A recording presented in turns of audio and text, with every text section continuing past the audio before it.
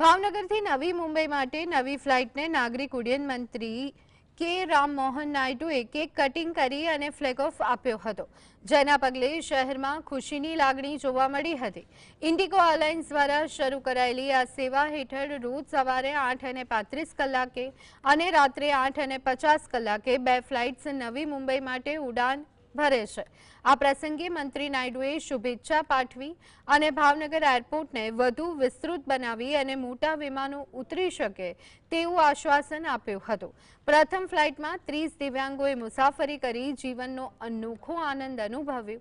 3400 થી 7000 રૂપિયા સુધીના ભાડા સાથે શરૂ થયેલી આ ફ્લાઇટથી અલંગ શિપયાર્ડ, ધોલેરા SIR, પાલિતાણા જૈન તીર્થ તેમજ વેપાર ઉદ્યોગને મોટો લાભ મળવાનો છે। यहाँ पे ये जो एयरपोर्ट है भावनगर का, इसको हम एक्सपैंड करें। अभी इसका रनवे का लेंथ है 1900 मीटर्स।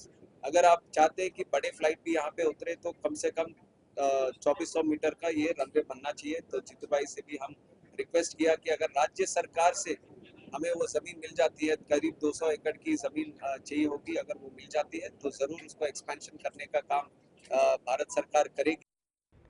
दररोज भावनगर थी नवी मुंबई सवारे 8:35 थी सांजे 8:50 आम बे फ्लाइट भावनगर थी मुंबई जवानी छे। खास करीने अलंग शिपयार्ड, धोलेरा सर माटे आवता साहसिक उद्योगो अने पालिताणा तीर्थयात्रामां आवता तीर्थयात्रीओ अने समग्र वेपारी जगतो उद्योगपतिओ एमने आ फ्लाइट थी खूब लाभ थवानो